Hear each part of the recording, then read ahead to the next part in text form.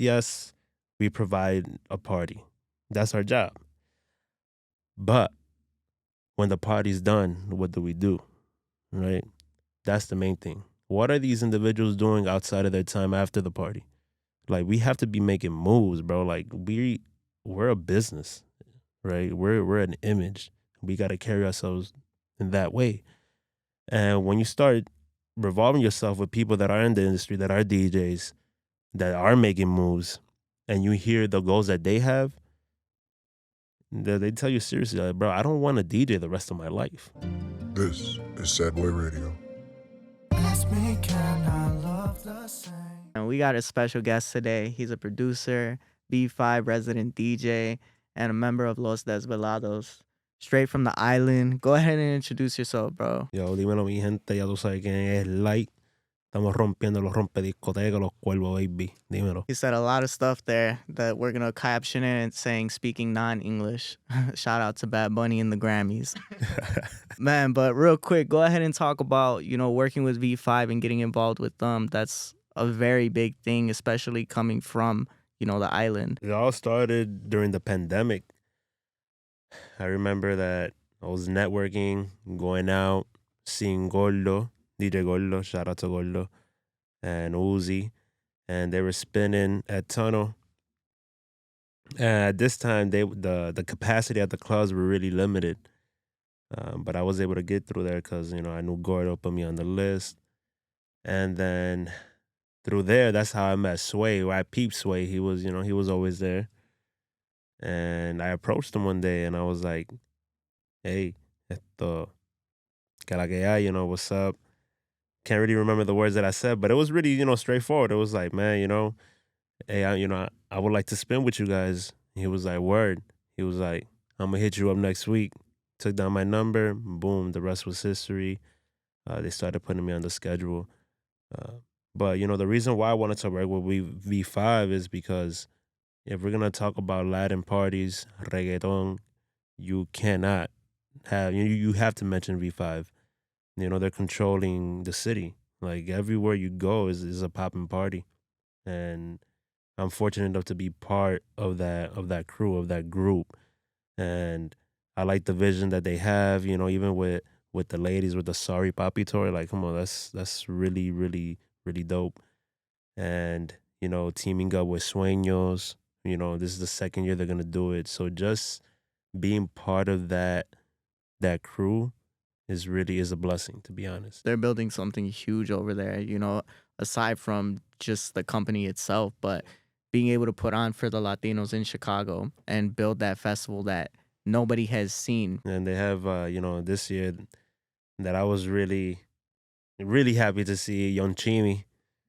One of the los que está, he's killing right now. He's been killing the past years. It's just something really Latin trap. To see that on the lineup is wonderful, you know what I mean? Because like ahí lo está pidiendo, the streets are asking for it too. And if you know, you know what I mean? That it's going to be a beautiful and dope show. And they got Pau Pau de Puerto Rico. The women are killing it, especially from the island, you know what I mean? You got Yomiko, Pau Pau, Reynao. Like these ladies are really taking control of the industry, and it's really good to see. Out in Puerto Rico, there's a lot of artists who are popping low key in the streets, high key in the streets out there, but nobody has heard of them yet out here. Bro, to be honest, Young Chimi, people are getting that wave right now, and I love it. Ankal, which he's another one, de la calle, really, really, really like street, and it's just that beautiful, dope sound. Lil Jojo, Omar Cortez.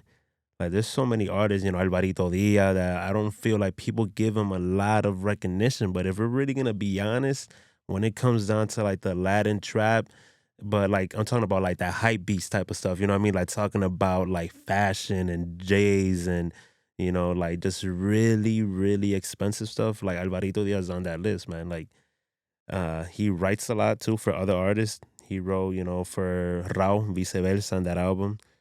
And he works a lot with Fade, which is really dope to see Fade coming up now, too, because I've been following him for years before he started popping. But, it's really good to see that people are riding that wave right now. Lo mismo con Conejo. Like, if we're going to be honest, Bad Bunny, like, Bro, I got on my phone. I remember I had him on Snapchat, which is crazy.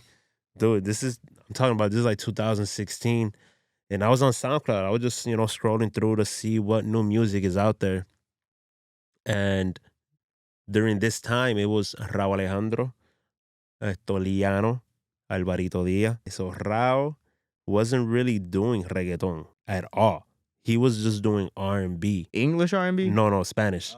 So it was like, it was like that moment of that trap stuff, but it was like, because in Puerto Rico, trap over here in the States is like, street shit. You know what I mean? Let's be honest. Like, de la calle, street.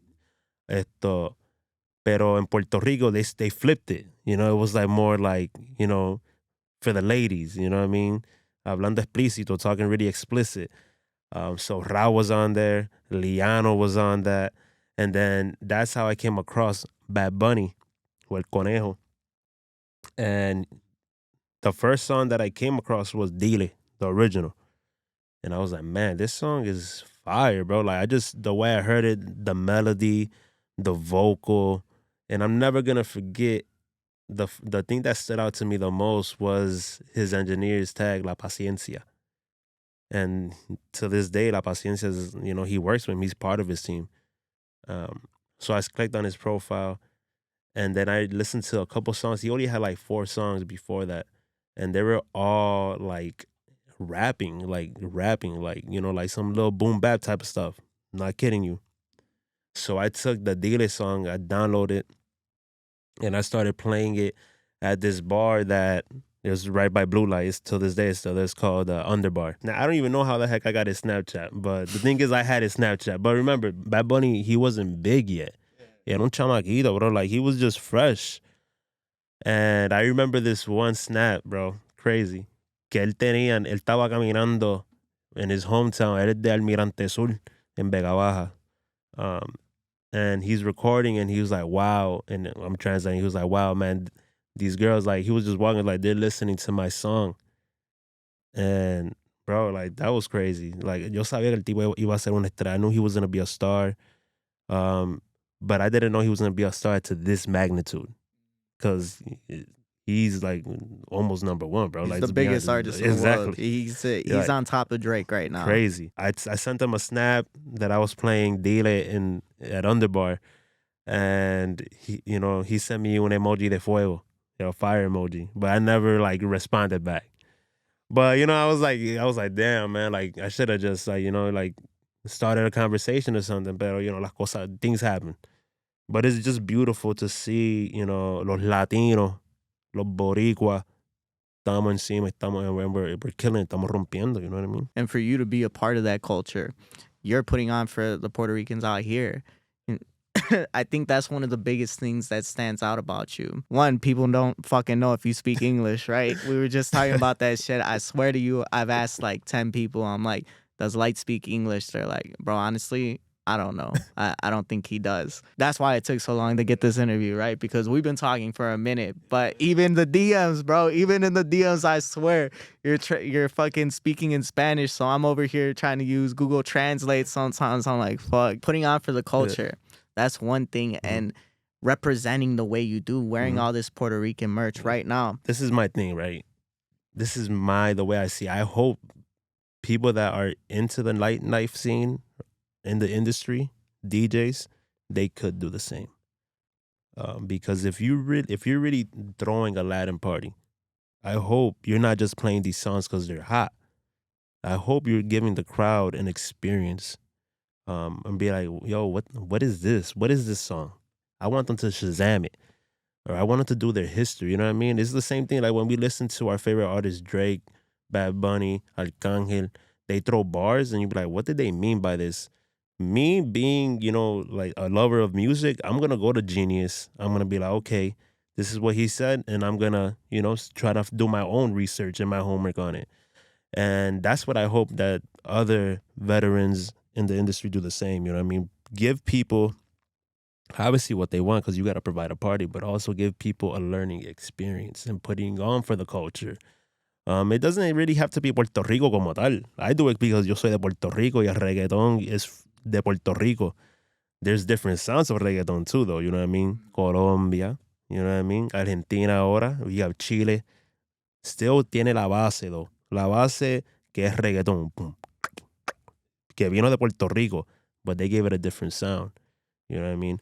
But yo pongo para la cultura, I put on for the culture, man. Like you said, I wear my merch, you know, Maldito Gelo, which is a designer from de Nueva York, which is hometown de XCIII. He did, when Bad Bunny did the concert in New York, he did the New York fitted patches with the Bad Bunny, Un Verano Sin Ti, like exclusive for his whole team. And I just support, you know, like designers like that. You know what I mean? Caps and Girls, like she just dropped a dope hat with Puerto Rico, you know, the World Baseball Classic, black and gold. You know what I mean? For me, just putting on for my people and putting on for, you know, designers que son puertorriqueños, you know what I mean? And people, I want people to see that, you know what I mean? The way I move, the way I talk, the way I dress, I want you to be like, damn, esto es la cultura. This is what it is. This is no facade. This is the way it is. You know, when you go to Puerto Rico, you see people with that drip just because that's the way we are. You know what I mean? Like, that's the way we carry ourselves. But why is it so important to put on for the culture for you, right? Because you're listing all these things and it's just infectious from you. So understanding the reasoning behind it, just like you said with the music, if I hear a bar, I'm going to go research that shit. So really understanding why you are this way. I feel like even going back to salsa, it's something that is just in us, to be honest. It's just like something that's so contagious. I just want to be fresh and just like you want to be, you know, you just want to have that sauce, you know what I mean? You want to show up when you dance to salsa, you want to put on the moves, you know what I mean? Like, it's something in the culture. El sazón, you could say, right? El sazón boricua. But for me, it's just so important because I just want people to understand, like, this is who we are, to be honest. You know what I mean? Like, people see me with gold, but, you know, if you go back and you look at the salsa, all these guys had gold. It's just part of the culture, you know what I mean? It's just, I love it, you know what I mean? I see my dad, I see my brothers. It's something that would just pass down that I seen growing up in the household. You know, fly shoes, clothing. My mom always dressed really elegant till this day. It's something that we see and you just catch on to it, you know what I mean? And just me putting it on for the culture when I go out, it's just like, you know, reggaeton, this is what it is, though, you know what I mean? Like, that's why I always tell people, like, if you want to experience reggaeton, like, you really have to go to Colombia, see how they're doing it, right? Go to, like, a local club. Go to Puerto Rico, go to a local club, and you'll see the energy, you'll see the emotion that is triggered through certain songs that are played. And I want to trigger that same emotion with my sets, and people hear a throwback or they hear a song just the certain way that I mix it, they'll be like, damn, like, diablo, este tipo, yo, he's good. So let's take it back real quick, right? Let's take it back to V5. Being able to work with them, how has your business mindset changed? I want to expand, right? Expand to different markets. Because even when I was a shorty, to be honest, I knew I was going to be something big. Either baseball or it's going to be in the music. It could be being an engineer, even writing, being an artist. But I knew I was going to be somebody big. And just teaming up with V5 and seeing the vision that they got, I love it. Reason why I love it, because I love surrounding my people that have the same mindset, people that are successful. Perfect example, shout out to my homie, to my big bro, Metro, DJ Metro. It's so contagious, bro. Like, when you start chilling with people that have a bigger mindset of a party, because yes, we provide a party. That's our job. But when the party's done, what do we do? Right? That's the main thing. What are these individuals doing outside of their time after the party? Like, we have to be making moves, bro. Like, we're a business, right? We're an image. We got to carry ourselves in that way. And when you start revolving yourself with people that are in the industry, that are DJs, that are making moves, and you hear the goals that they have, they tell you seriously, like, bro, I don't want to DJ the rest of my life. I'm not going to be doing this. Like, there's other forms of revenue that you have to tap in, and you got to prepare yourself to be successful. You know what I mean? So teaming up with V5 and surrounding myself with other, veterans like Metro, it gives me that, aspiration. Like, yeah, you know what I mean? We got to expand. We got to grow. And that's something great that you bring up, being able to look elsewhere for these streams of revenue. That's something that I've really taken a focus on recently, especially with throwing my first event. Because even with that, right? Say you sell it out, you make a couple grand. But in the long run, in the grand scheme of things, a couple grand still isn't anything to what you want to accomplish. You want to be able to live off of this. A great quote that I heard recently, I think it might have been from M-Doc, low key, when he did his other interview. You have to work with the mindset that you're feeding a whole family. When you're working with the mindset that you're feeding yourself, you're just going to keep on working and working and working because you're making enough for you, but now you're spending it all. When you're working with the mindset that you got to feed a whole family and it's just one person, now you're eating in excess. Now you have extra money to put away, stash away, and keep on building that empire. Exactly. For you, what's the most significant piece of knowledge that you've gained while working with V5? It was recent that I was with, shout out to Steve, Woody, and all of them. We were in the Blue Room, and he was like, yo, I want you to be big. I want you to be big. And he was like, if you don't feel nervous, you ain't doing it right. You gotta feel nervous. And that's true, when you approach, and it could be anything, bro. Like, to be honest, when I go to work every day, I get a little nervous because I don't know what I'm gonna expect that day, with the kids that I work with. I don't know what I'm expecting, what mood they're coming in. They had a rough morning with their parents. It's normal to feel nervous. And when he said that, I was like, man, that's true, man. I gotta approach this, everything I do, like just have that sense of like, yo, this is the first time. You know what I mean? Because sometimes we get caught up in this whole like, yeah, I got this. But you gotta really take your time because we're providing an experience. We're providing a listening experience, and you wanna make sure that every time you go out there, you feel nervous and you're giving it 100%. Always give it 100, man, 110. Because you never know, bro. That might be the last set that people hear from me. God forbid something happens. I want to make sure that's a memorable experience for every listener. And making sure I get on the mic, that's the main point. Mic work is really important. And you want to engage with the crowd. And as I started using the mic more, like people love that. Like you're just creating an experience and it's a more personal one. You'd be like, yo, shout out to fulano de tal, it's your birthday, I see you. You know what I mean? Like, and people like, oh, damn, like he sees or he recognizes, he sees that I'm here.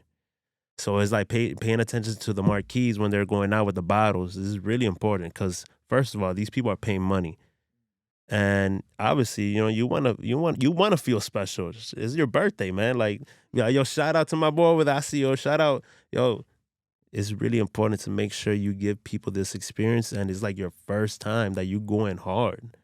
So it's like taking this and always giving it your all. Another thing you do to add to that experience, any picture, right? You're throwing up the X. I hope people understand though, like as my career keeps growing bigger, there's certain things that you're gonna see back and you'll be like, yo, why is he doing this? Or this is why he did this. So I just take it back to Héctor El Father, one of my favorite reggaetoneros from all time. So they had Los Rompediscoteca, which was a crew out in Puerto Rico. So they always had Los Rompediscoteca, but I switched. I gave it my own, just with the Crows, because that's my crew, Crow Force. Which people they don't know a lot about it, but through time they will understand what Crow Force really means. But yeah, that's the signs. Los Rompediscoteca, switched it up to Crow Force, and just putting it on for La Cultura. Reggaeton, you know what I mean? So talk about Crow Force a little bit, right? You're always talking about Los Cuervos. Yeah, Los Cuervos, the Crows. Man, to be honest, man, Crow Force is a vision that I have that we're developing. And it's me and my cousin, shout out to Chris, Ugly Harvey. We have music that we haven't released in almost like 5 years, bro. 5 to 6 years. Records. Just the reason being, though, I know people say like, oh, just release it.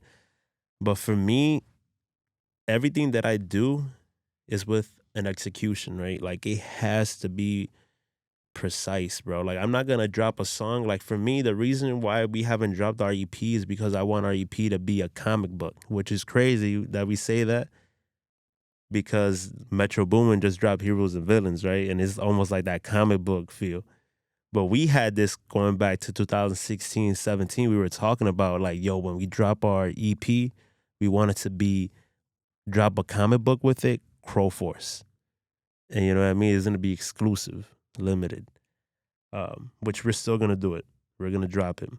But each song that we have in that EP, I wanted to come out with a video. Hopefully in 2 years, we'll be able to drop that because I just want to come out strong, you know what I mean? Because everything comes down to consistency. If you drop a song, you have to drop music consistently. If not, you're going to be irrelevant.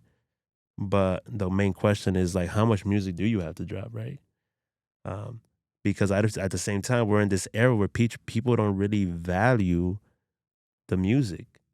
Like they don't really sit down. It's like very few people actually sit down and they listen to a song and be like, damn, like, I want to keep listening to this, or what's the next one? Keep it coming. Like, bro, just like chill, process this song, cherish this song, grow with this song, and I'm going to drop another song next month.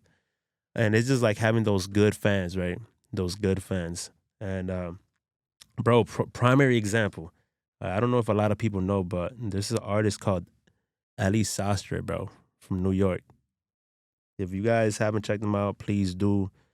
Shout out to Cooley. Cooley knows who I'm talking about. Like, bro, it's like that real dope, dark R&B, New York vibes, bro. And the dude drops music like once every year in terms of like an album.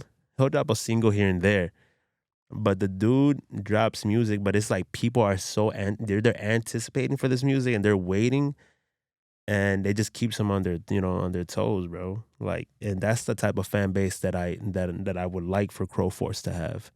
And his music is great, bro. Like, it's really good. Amir OB2 is another artist from New York that drops music really subtly, but there's a reason why he drops the songs that he does and at the time he does it. Just being meticulous with it, right? it's being able to plan when you're going to drop it, the significance it's going to have in people's lives, and even what you're going through at that time. That's why I always say this every fucking episode, but I love to mention the fact of what are you going through right now? Because if I'm able to get inside your mind and understand where you're at mentally, we're going to be able to have a better conversation. For me, a lot of the times I used to just talk about everything I was going through. And the person that was sitting across from me, they would just kind of bounce off of it, right? As time went on, I learned, all right, I don't got that much shit to talk about anymore. I got everything off my chest. Let me understand other people. Let me know what they're going through. Because with that, you could relate it to anybody. The fact that you're so focused on maintaining these relationships with your family, finding a healthy balance for yourself, that's important for everybody.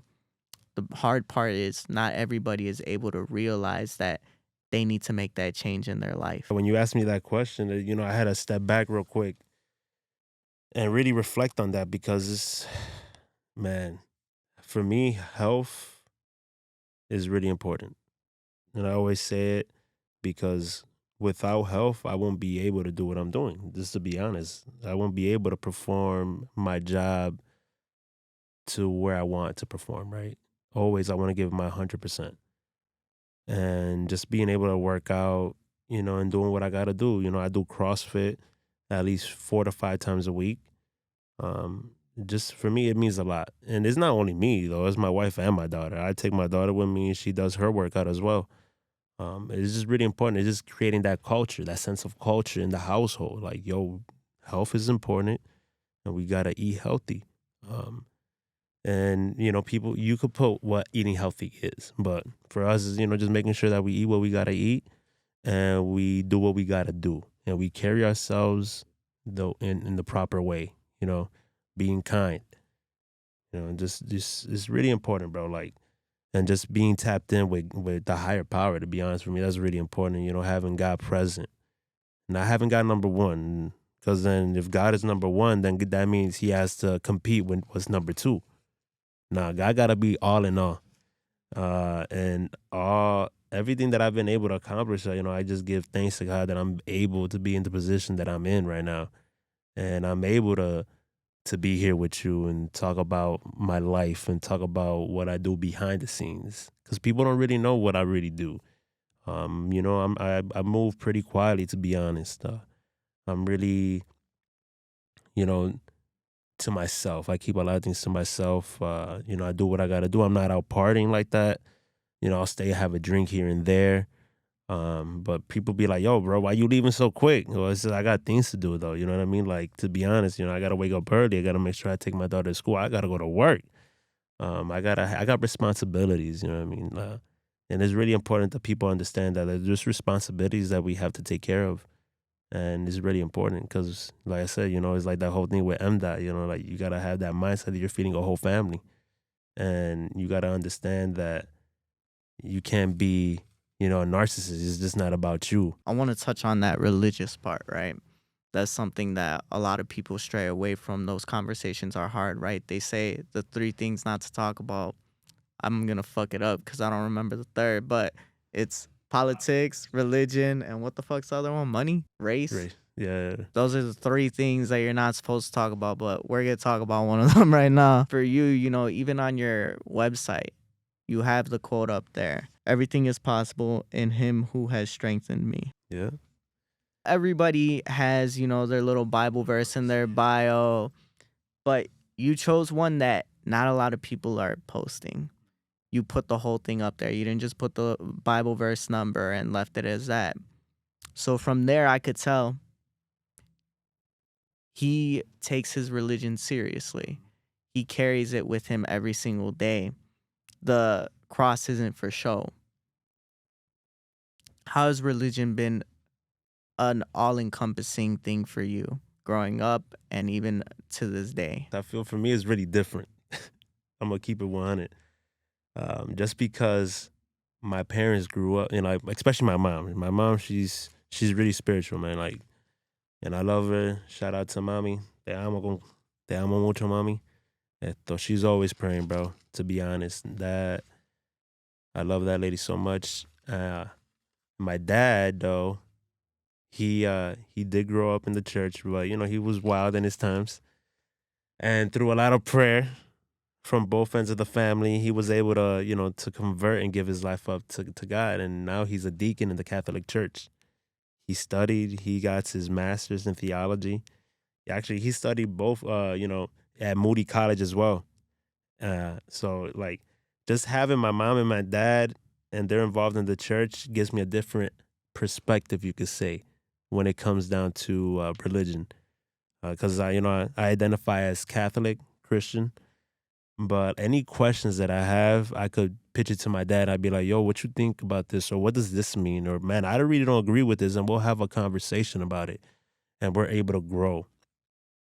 So I grew up in the church as a shorty, to be honest. Like, my whole life, I've been involved in the church.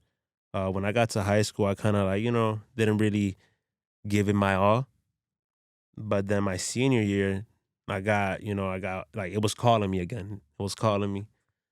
And I started teaching Sunday school, got involved with the youth. For me, it was really more about the youth because I was like, people see me a certain way.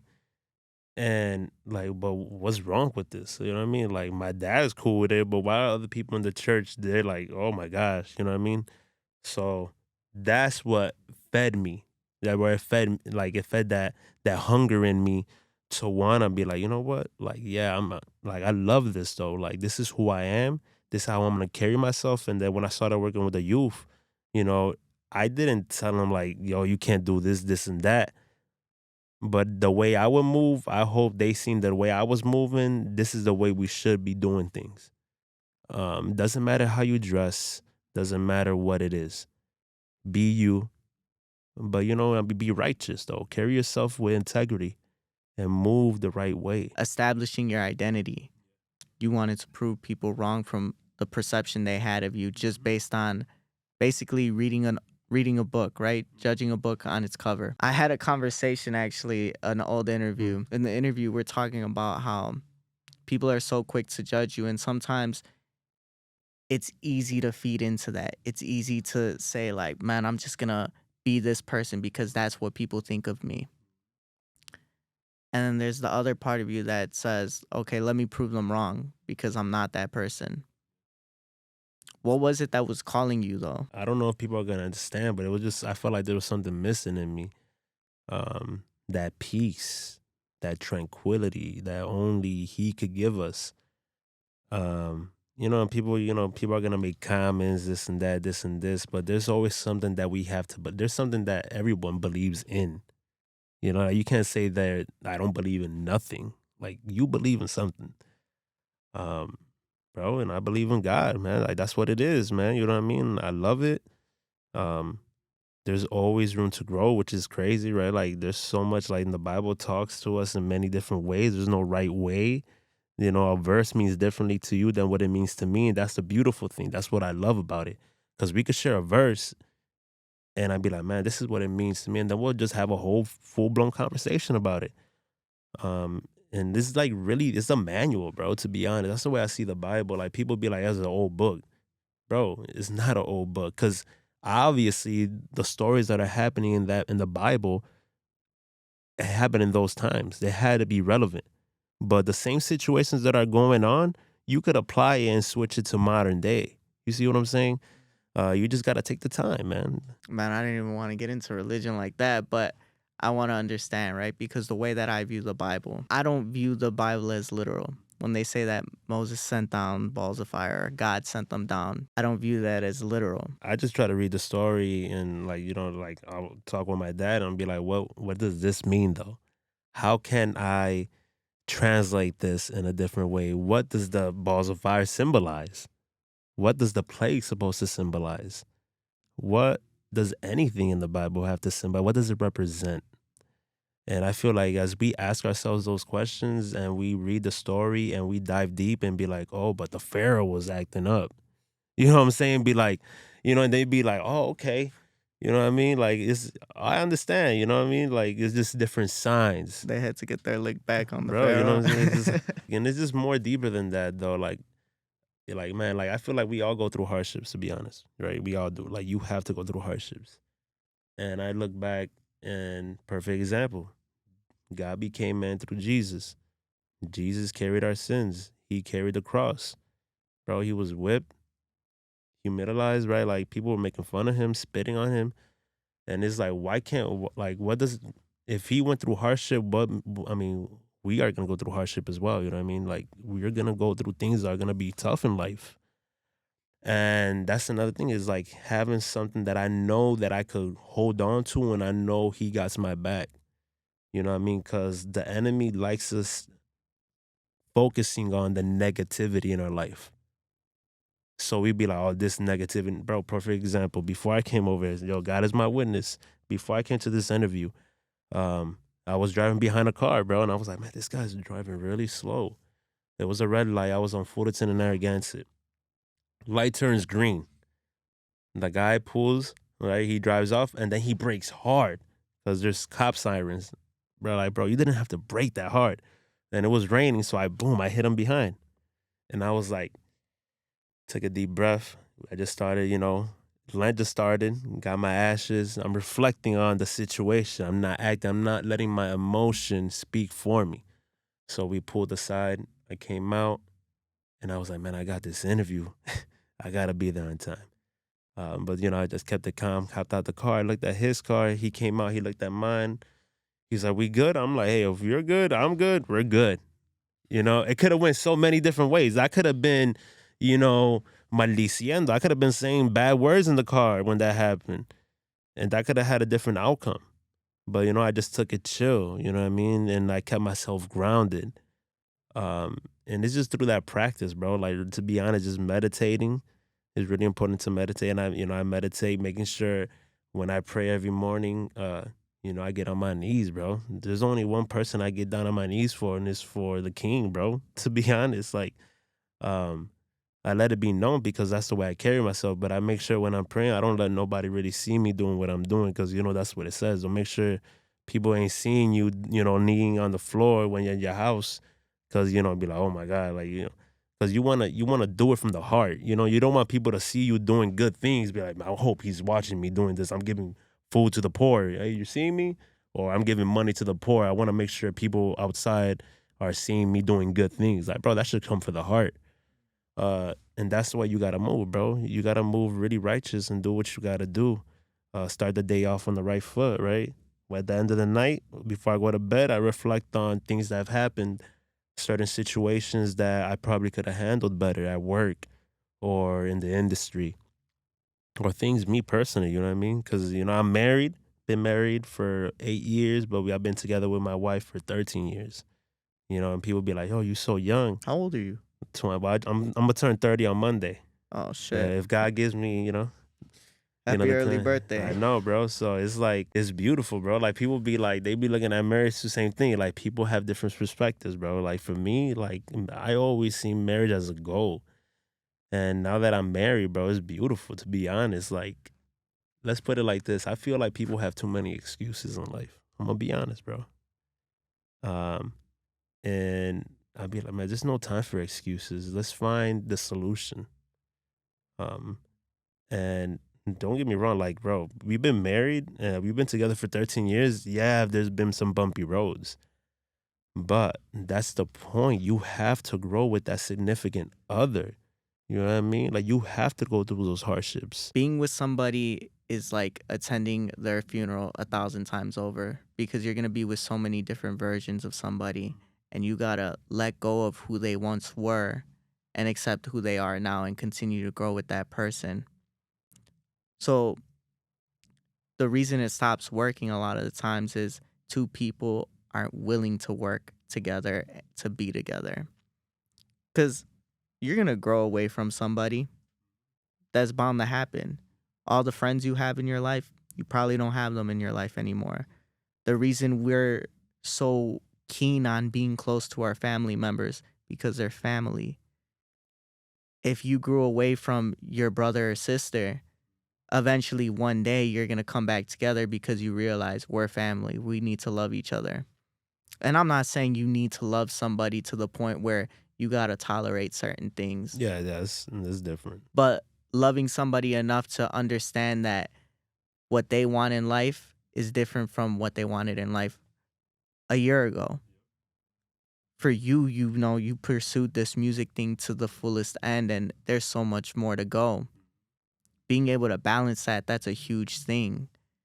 Because now your wife, she has to understand that, okay, he's going to be out late in the club. I have to trust him. I have to understand that this is his business, this is work. So I can't be on him saying, yo, like, why aren't you home yet? How have you maintained that balance? It hasn't been a challenge because my wife, she's a bartender. So we're both in the nightlife, in the night scene. So she understands. But like if I don't have to be out, I won't be out. If I want to go out have a drink with with a couple guys, my boys, I'll let them know like, yo, I'm gonna step out. But I typically step out on Thursday. That's like my day. Like I just go out and chill a little bit because she works Thursdays as well. So like we're out at the same time. But we really haven't really bumped heads about that, at all. Like we trust each other to that extent. It's just having that trust, to be honest. But it's not even the trust thing, right? It's not 100% like, okay, this is a relationship issue, but it's a finding time to make the most of that relationship, finding time to give your significant other what they may need from you for the day. Because when you're involved in nightlife, when you're involved in this industry, you have so many different things pulling you in every which way. For me, I might have 3 videos that I need to edit in 1 week. I might need to go record an extra time this week. So having to have somebody understand like this is my life, and aside from what I do media wise, they have to understand I have a job. I have family members that I need to make sure that they're okay as well. I just feel it's like having that balance. I think that's another thing that really helps you out as you progress and as you grow in the industry, you understand that you need balance, and just like scheduling that time, right? Be like, okay, this time I'm gonna do this, and I'm gonna focus on making some music. This time, oh look, what time is it? I gotta go take the baby to dance. Take the baby to dance. Got 2 hours. My wife gets out at 6. Go home. We chop it up real quick. We talk about our day. Always important to talk about our day and reflect. Certain things like, oh man, this girl had bad vibes, and be like, it's all good. You know what I mean? Like, don't let that affect your energy. That's that's where like that's the way we be talking, bro. Like, it's like, yo, don't let that bother you. You know what I mean? Like, let's stay positive. Don't protect your energy at all costs. Same thing with my daughter. I got my daughter. I gotta make sure I spend time with her. And another really important thing for me is like, bro, I think I say I love you so much to my mom, to my dad, to my wife, to my daughter, to my nephews, to my aunts. Like, it's really important for me to let the people that I know that I love them.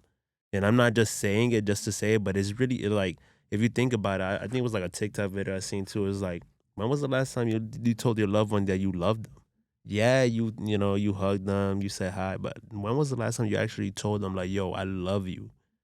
And for me, it's really important. My parents are older, bro. My parents are 75. So every time I get home, I let them know like, yo, I love you. Like, in Spanish though. Sounds kind of weird in English for me, but I'll be like, mami, te amo. You know what I mean? Like, I just let her know that, like, yo, gracias por todo lo que tú has hecho. Like, thank you for everything you've done for me. Like, to my dad too. And my wife, I let her know, like, yo, you queen, I love you. You know what I mean? Like, for real, thank you for everything. Thank you for making dinner. It's delicious. Like, it's like little things like that go so far, bro. Um, and they appreciate that. You know what I mean? Especially letting my daughter know, like, she's young, she's 11, so I gotta let her know, like, yo, you're beautiful. Like, don't worry about what anybody says. You're smart, you're intelligent, you get good grades, you're in so many, extracurricular activities. Like, you got this. You know what I mean? And just preparing them for success. Maintaining that relationship with your child and making sure that you live up to the role model that they see you as. That's super important. The song I took was from Aventura, Papi Dijo. So the lyric is, su padre la adora, pero hay una situación. Él no cumple con lo que promete y falla en toda ocasión. Nunca prometas lo que no puedas cumplir. For the song, he's saying that, he adores his daughter, but there's a situation, and not to promise kids anything that you can't complete because they don't forget it. And understanding that these children, these minds that you're shaping, it's much bigger than what you got going on in your life. I don't got any kids, so I can't completely talk about it. But being a teacher, I was working with the little kids and understanding that my emotions can't take over what I got going on with them because they don't understand that. What they understand is, hey, there's this new teacher that I have for the day trying to help me understand what's going on, and he's not going to completely understand how to handle the situation, but he's trying his best. They don't know that shit. They just see a random ass dude and they're like, yo, help me out. You know what I'm saying? For you having your daughter, how has she helped you look at relationships differently and your actions within those relationships? And it's really important just to keep my word. That's the most important thing.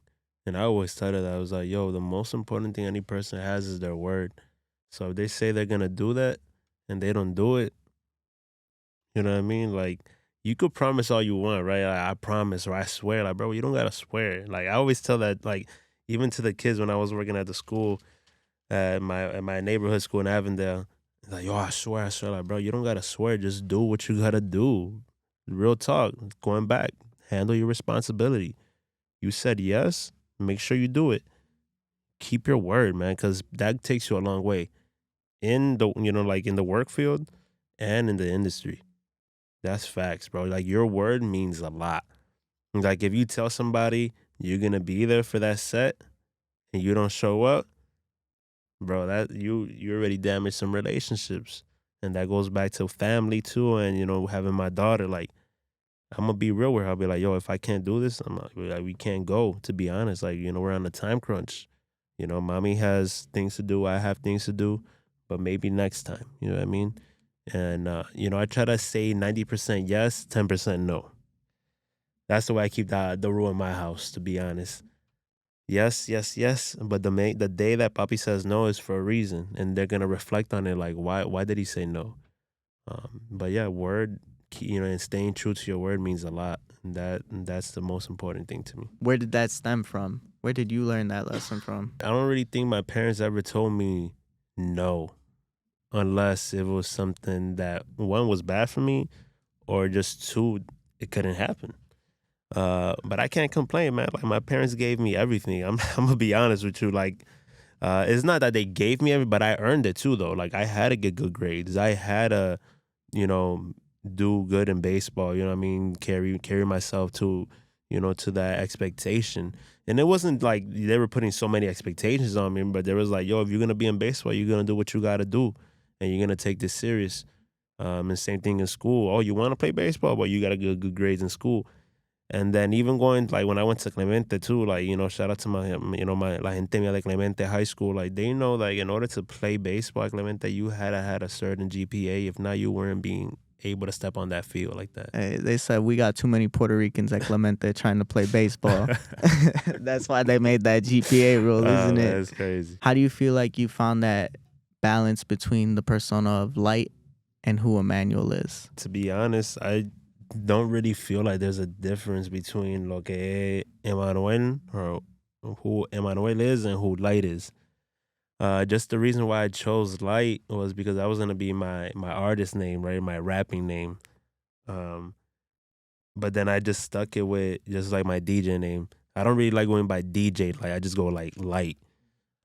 But yeah, I feel like it's the same person, to be honest. Like, Lite es Emmanuel es Lite. You know what I mean? Because it's just, I don't like creating like a persona, to be honest. It's like, this is who I am. This is my stage name, though. But the way I carry myself in the club and in the parties, that's who I really am, bro. Like, to be honest, I'm not really a man of many words.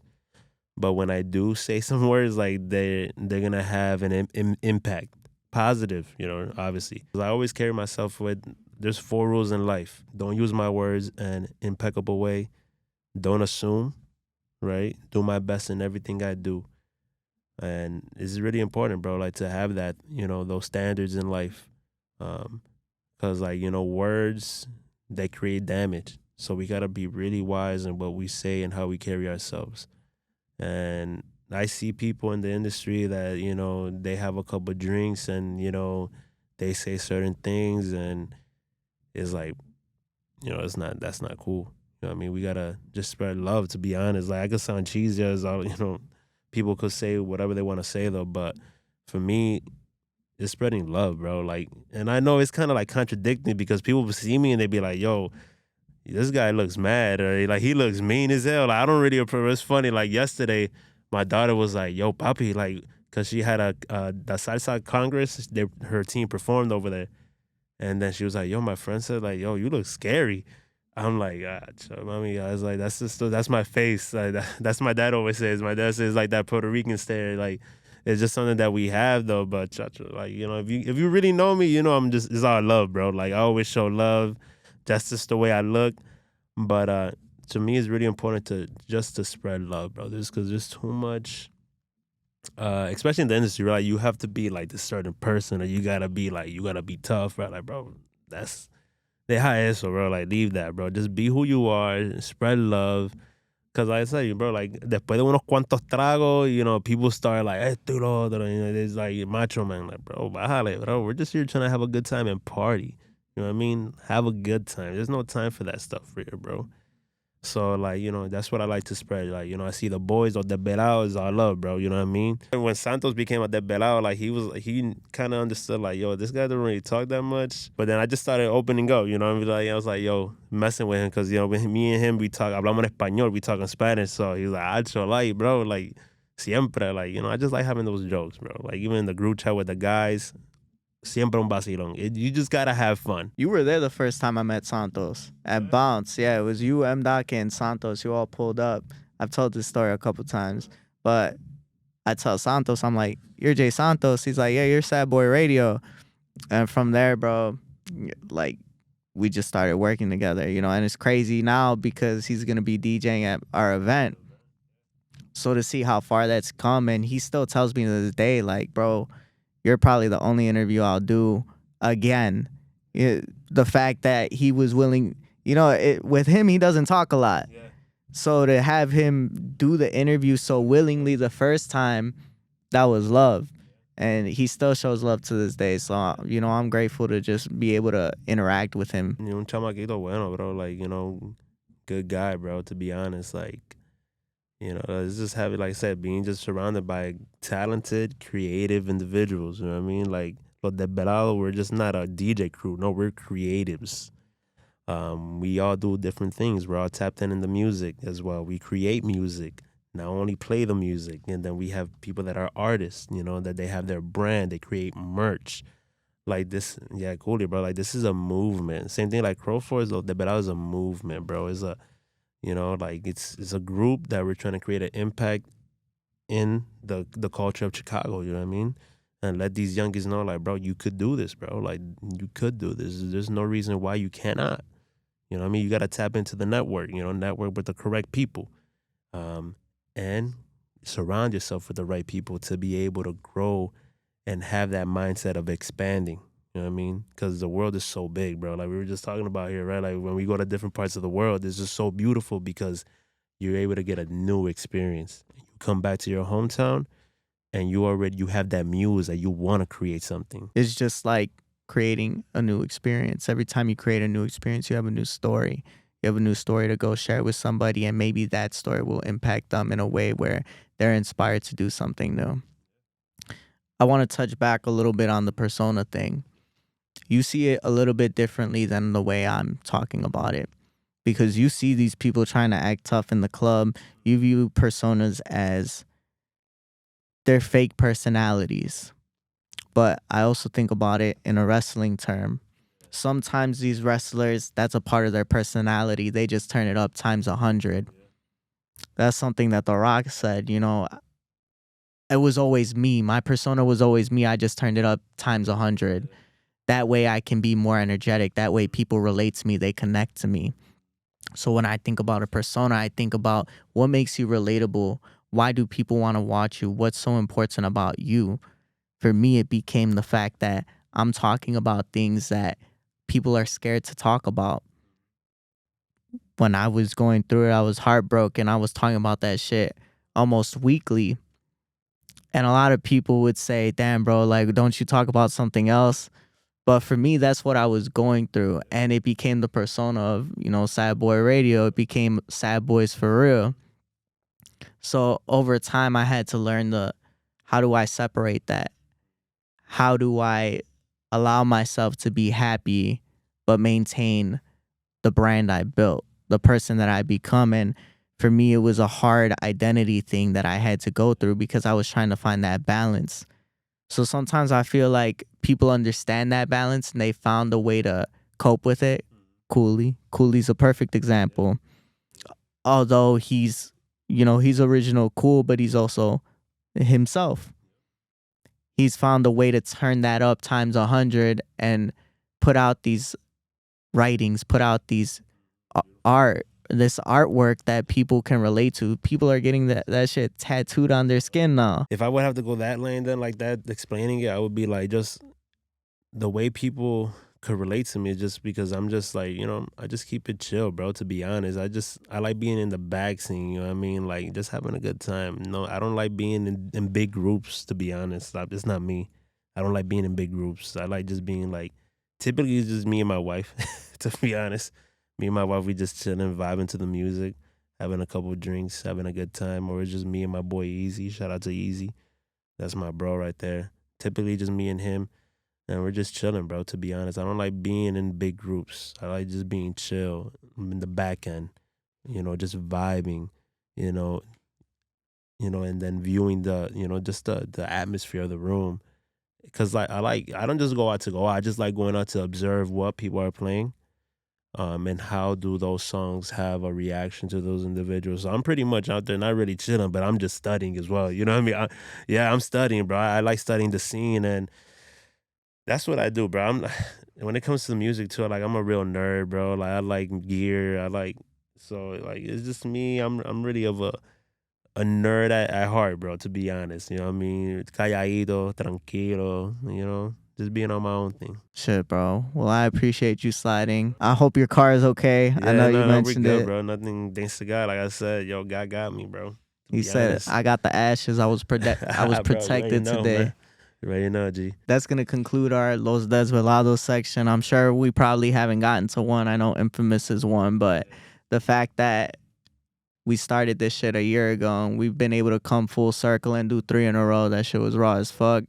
You guys are some of my favorite interviews to do overall. C-Stays, Coolies, Santos, AK, M-Doc Cycle, all of them. Yeah, bro. They're all, like I said, they're all amazing individuals, and they have so much knowledge, and they're creatives, and it's so good to be surrounded by them, because I get to grow and I get eager to create, bro. You know what I mean? I was like, man, bro, we be talking in the chat, we share songs back, bro. No, we gotta make a song like this. Like, we gotta go hard. You know what I mean? Like, it's dope. When you got people as invested in what you are doing as you are and hyping you up and being like, bro, this shit's raw, it really does encourage you to do even more. It's true, man. You gotta, like I said, surround yourself with people that are making moves and that wanna keep growing, bro. Like, because it's gonna feed you. It's gonna give you that drive that you need. It's really important. All right, man. I appreciate you. Thank you, guys. Make sure you go ahead, like, comment, subscribe. Make sure you go ahead, check out Lite at any of his sets. That's gonna be all. Sad boys for real. Peace out. This is Sad Boy Radio.